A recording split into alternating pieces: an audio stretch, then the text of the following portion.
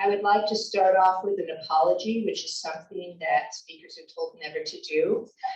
But the title of the service, The Measure of a Man, I realize this is sexist and it makes me cringe just to say it. However, it comes from, there are a number of quotes about this. This phrase, the measure of a man, has been used for a long time. And I will start off with a couple of these quotes. The true measure of a man is how he treats someone who can do him absolutely no good. Samuel Johnson. The ultimate measure of a man is not where he stands in moments of comfort and convenience, but where he stands in times of challenge and controversy. Martin Luther King Jr. This is one of his more famous quotes that's actually on the face of his statue. And Sidney Poitier used The Measure of a Man as the title of his autobiography. However, this idea of measuring people has a much darker history. And it starts back with Franz Joseph Gall, who developed the pseudoscience of phrenology, also known as cranioscopy. He had been a medical student. His first job was working in a lunatic asylum, and he believed in the scientific method of observation and measurement. However, he took a little bit of a wrong turn because he thought that you could determine someone's personality, mental capacity, and moral character by measuring their skull and looking at the bumps and lumps that might occur there. He thought that there were 27 fundamental faculties of a personality, included mechanical ability, memory, love of poetry, and a propensity for murder. So he wrote these papers, went around measuring people's skulls, collected 120 of them to try and support his theories, and in the best pseudoscience tradition, threw out anything that didn't support them. This idea was not necessarily accepted widely. A number of people spoke out against it, everyone from the Catholic Church to Napoleon, but it gained ground and traction. Problems developed because other people who were trying to do the same thing, they couldn't agree on how many different parts of the brain they should be measuring or what they all stood for. Some people said that there were 27, some people said that there were 40 some, and again, they really couldn't find the proof that they were looking for, but it didn't go away. And in fact, it became used as part of scientific racism because slave owners in the United States, and at this point in time, all of Africa and much of Asia was under colonization from European nations. So all of Africa at this point was under European control. And they were looking for justification for the fact that we're better than they are. And so they went around measuring people's skulls, measuring distances between ears, measuring bumps, measuring lumps, measuring, eye shapes, and tried to find justification for Europeans being better. Samuel Morton, here in the United States, said of Native Americans after studying their skulls that they were adverse to cultivation and slow in acquiring knowledge. Dr. Charles Caldwell, also in the US, justified slavery by saying that Africans have a tameableness and that they were required to have a master based on these external measurements that they used. And also because Gall had started off in a lunatic asylum, they also started looking for indications of criminality, of lunacy, of mental defectiveness by measuring people's skulls. Along comes Charles Darwin, who in 1859 publishes Origin of the Species. And so now they take these two ideas and put them together and say, aha, we have evolved to be better than everybody else. I don't know if any of you have been watching Victoria on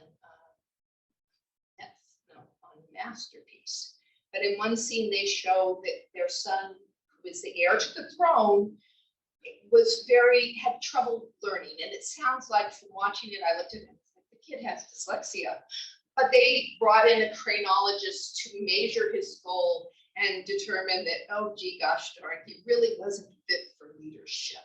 This was not good news for the British Crown. So add into this mix, we get Darwin's cousin, who put his name down, his last name, Francis Galton, there we go, came up with the idea of eugenics. And he was taking Darwin's ideas and applying them in what would seem a logical way, that if there are desirable characteristics that people have evolved to have, well, we should be able to do the same thing we do with farm animals and breed people to be better people. So then becomes the question of what are the desirable characteristics? And we go back to measuring people to try and figure out what those desirable characteristics are. Eugenics itself, the term means good in stock. And so the idea was we wanted to make people better in stock. A quote from Mr. Galton says, he wanted to develop a society where the weak could find welcome and refuge in celibate monasteries and sisterhoods. And lastly, where the better sort of immigrants and refugees from other lands were invited and welcome. He also advocated that we should offer marriage incentives for the right kind of people, those who were prominent and prosperous, and encourage them to have lots of children. Whereas people who were not so prosperous would be sent to these celibate monasteries. And eugenic societies sprang up all over the United States, all over Europe, and in Britain, and led very quickly to forced sterilizations. One of the reasons I'm talking, well, there are several reasons why I'm talking on this today. One is because I know the next two services have to do with science, and I don't do science, but this is science adjacent. I tell people there's a reason I'm an English teacher, and that's one of the other reasons is the restrictions that have been put on teaching certain subjects by laws here in Iowa. I could not tell my students this. This upsets me. Okay, I do tell them this. I'm going to get arrested. But the other, so these are all things that we need to consider. In addition, we have this gentleman, Alphonse Bertillon, who is most famous now because he developed the 16-point measure for fingerprints to identify whether fingerprints are actually accurate. But he didn't just measure fingerprints, he measured everything. And he went into prisons and he went into asylums again, because that's where you could find people that you could measure without, necessarily getting their consent. And he was measuring people to be able to identify criminals who might use pseudonyms or who might travel from place to place. But also he was looking for things that would indicate that someone could have characteristics that would indicate they were criminal. So this idea of measuring and collecting data goes back a long way. We're still into measuring and collecting data now. And then using it to try and make predictions about what's going to happen, that goes back a long way too. We see that this idea of eugenics and the idea that Europeans are genetically, evolutionarily better shows up all over the place. So I teach English. The Great Gatsby, Tom, who is the villain, so to Fitzgerald's credit, he didn't buy into this. Tom, the villain, talks about how they need to protect their white superpowers from pollution. The Field Museum in Chicago, this is another thing that stepping down this rabbit hole. Went to Chicago with my sister this summer. We went to the Field Museum, and there was this exhibit of these absolutely gorgeous bronze statues that were made by Malvina Hoffman, who was an artist. She studied under Rodin. And in 1931, the Field Museum wanted to ramp up their anthropological hall. And so they decided the way to do it was to have an exhibit of the races of man and sent her on a 4-year trip around the world to find typical species that would represent the different races. And the underlying message here was, of course, they wanted to show why other people were not as good as Europeans. Malvina Hoffman, to her credit, was not comfortable with this. And these bronze figurines that she made full size, full life-size figurines. There were also busts and heads, and they are absolutely gorgeous. And she imbued them with the dignity of her subjects. And what you see when you look at them is not how different people are. You see the dignity of humanity. So, but that was part of this. So now here we are in the United States today. Mandatory sterilizations, 1927, Buck versus Bell in Virginia. The Supreme Court upheld the state's right to do this, and that said that they had a concern in making sure that the human race was, perpetuated in a way that was not going to degenerate it. And over 70,000 working class women of color in 30 states were subjected to mandatory sterilization during the 20th century. The idea of eugenics really didn't disappear until Hitler took it to the ultimate extreme with World War II. When I went to Berlin in the early 1980s, we had a tour guide who, her mother was Greek, and she grew up in Hitler's Germany. And when she was 16 and wanted to get married to this very Aryan young man, she had to go to the government office where they were measuring every part of her to see if she was Jewish.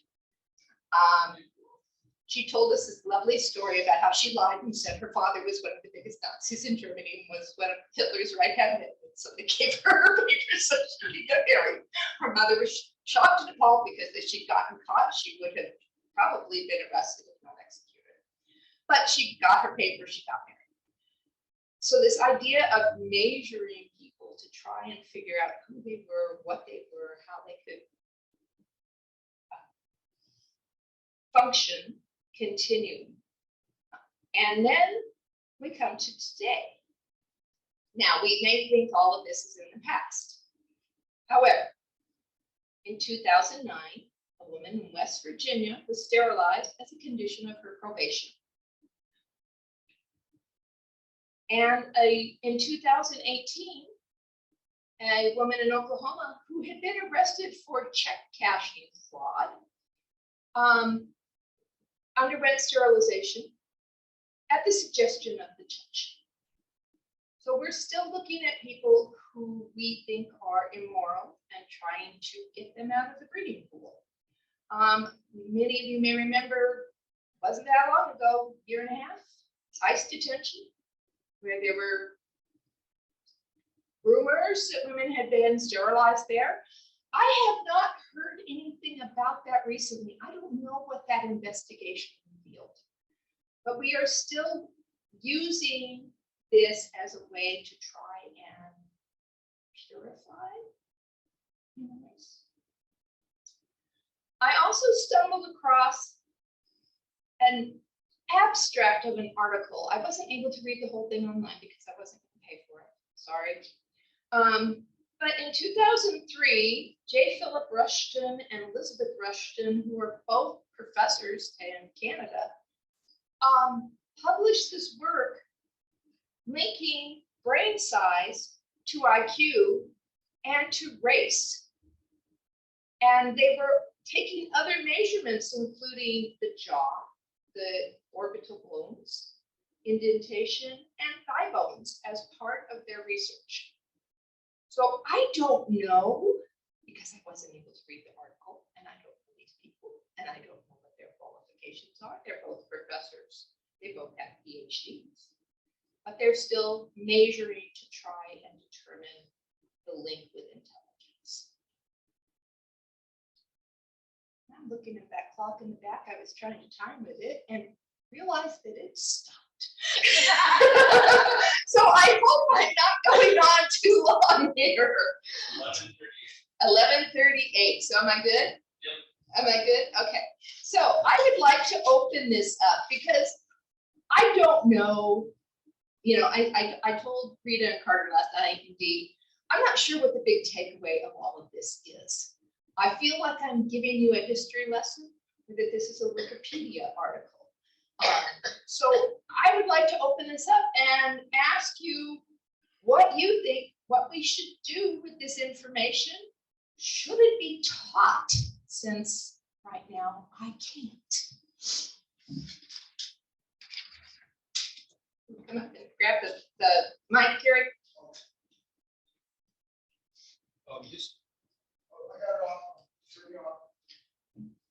So I know that there's a lot of research being done on fMRIs and other kinds of brain scans. Do you have any concern that people could use this as another measurement of people's worth in some way? I know that they talk sometimes about, they think they can identify certain tendencies through fMRIs, and I think sometimes they stretch the validity of what they actually see. I'm sure some people will try. And my guess is that with some of that, they will even be looking to try and, well, now we have better measurements. You can't tell from the outside of the skull what someone's like, but maybe we can tell from looking at brain scans what someone's like. So I think that that's a possibility. Right, how they pretty much ruled out looking at the brain, trying to diagnose schizophrenia or whatever. And now school of that is that it's chemically, like chemical imbalance. So for those that couldn't hear, because there's somebody on the computer, the question, is it okay if I? Yeah, go ahead. You can do Yeah, it. okay, I can do it, you can do it.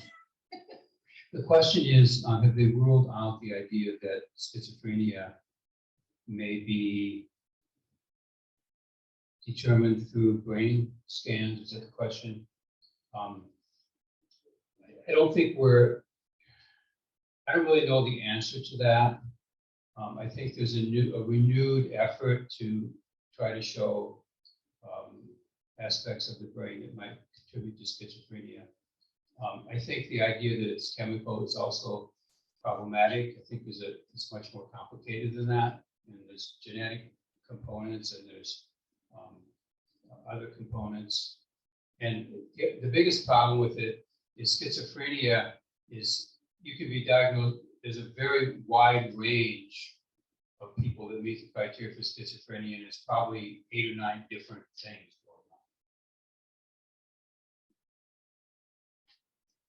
I think there is another question. This is going on Zoom, right? Yes. So you want me to? Yes. You're willing. Sure.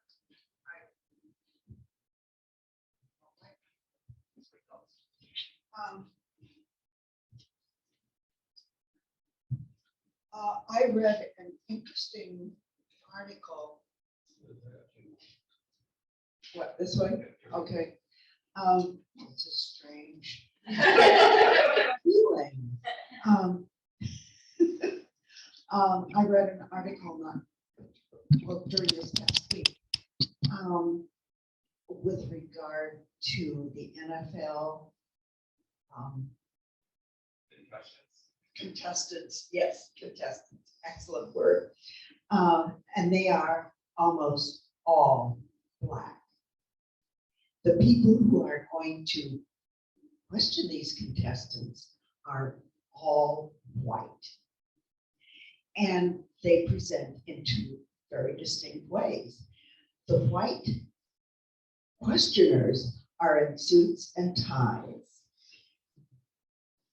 The contestants come in their regular clothes and are asked to strip to their skivvies.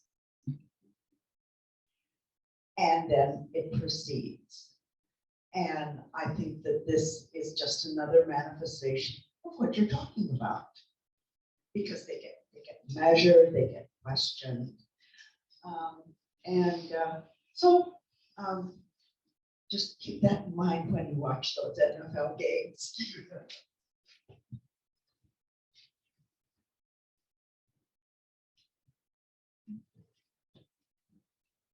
Not to walk too far away from what Korey had been talking about, but to go off of your mention about the NFL. So we were having this conversation with my accounting classes about how people who become professional sports players, they have very high salaries, and should they have those high salaries?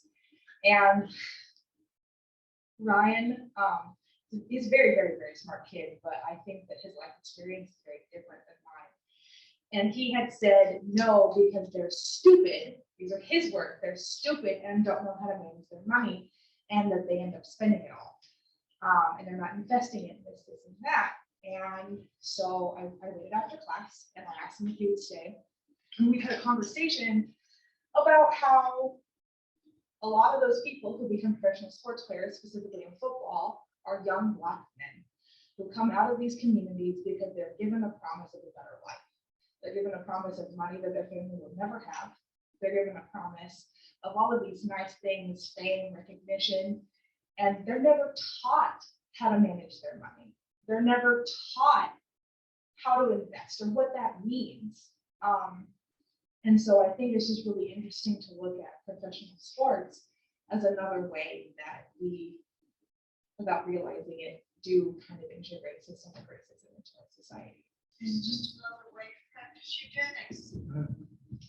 Another way to practice eugenics. Actually, there was prevalent in the 70s, there was an idea that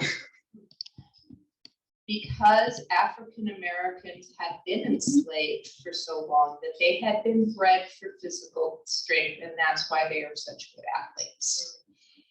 I think that's rather cringeworthy.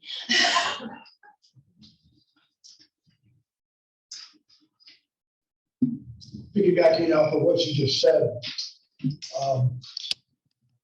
your Black friend say to me that God made us stronger because he knew we were going to be slaves. Where do you go with that? My question to you is, I have no problem acknowledging or embracing my naivety. Are you telling me that you cannot teach phenology, eugenics, and how it relates to racism in your school? Right now, there's a whole lot of questions because of the way the law was written. When was it written? Just recently? It was passed in May. And one of the things that our principal has said is, as long as we are teaching facts, it's fine. But if we try and teach interpretation of those facts, well, then that's indoctrination. We might make someone feel bad about what their ancestors did in the past, their races, and so therefore we can't do that because we don't want to make people feel bad.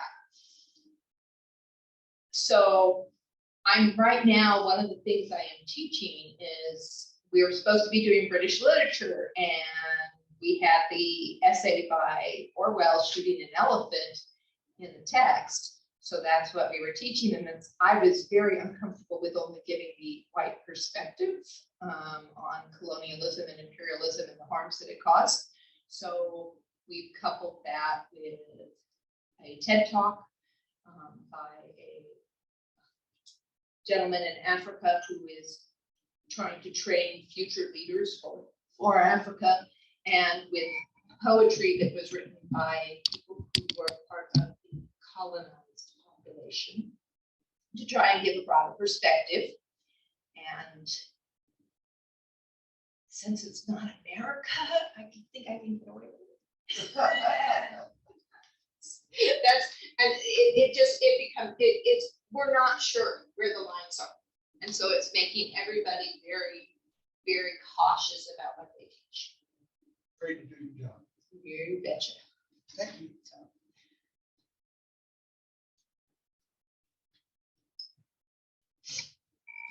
Indigenous Peoples Day, I believe is what it's called in Iowa. It's called a lot of different things in a lot of different states, but we had a speaker at the school, I want to say it was the speaker last week. And he was talking about the treaties of Native people in Iowa specifically.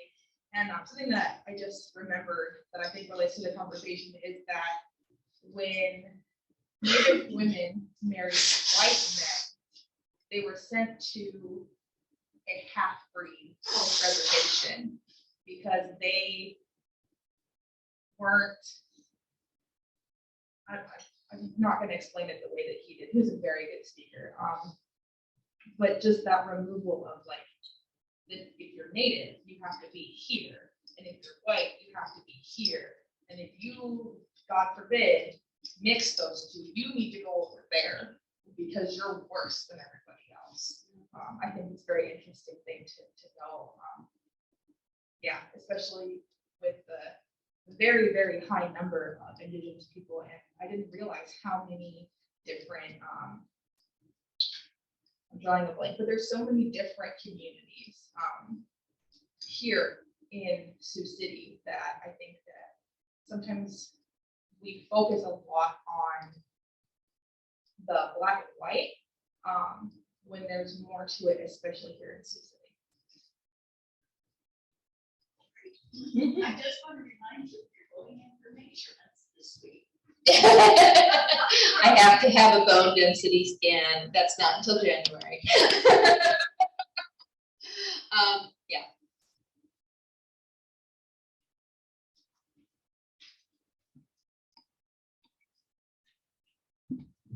So one of the things that Ray's talked about is CRISPR. And when I was working in the field of HIV, one of the interesting connections between CRISPR and HIV and genetic modification was the ethics and how that technology is used, because we call them designer babies.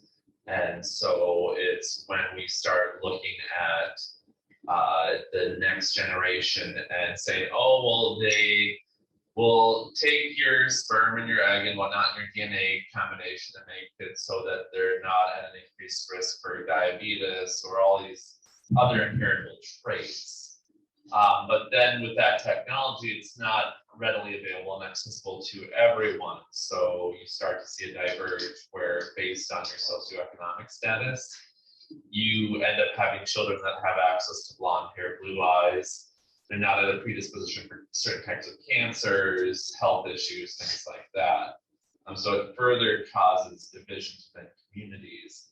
But then also the ethics of how that technology is used. If you remember a few years ago, there was a scientist in China that successfully, with CRISPR and some other technology, created one or two babies that were HIV resistant.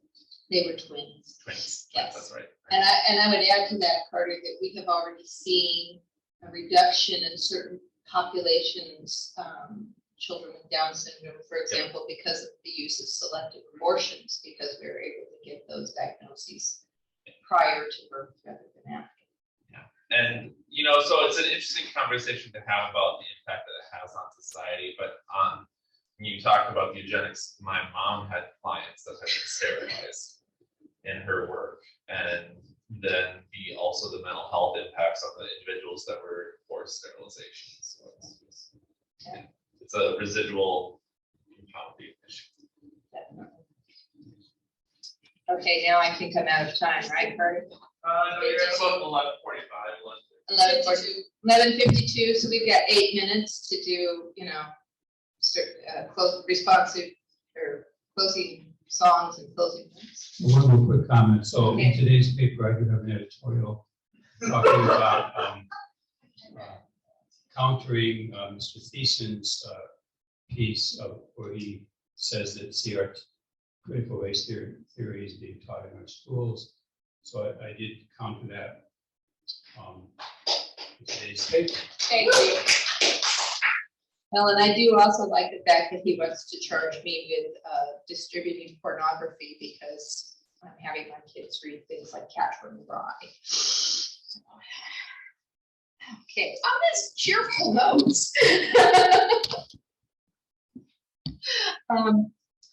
Our closing song is number 225, O Come, Emmanuel, because it is Advent and I did go to a Lutheran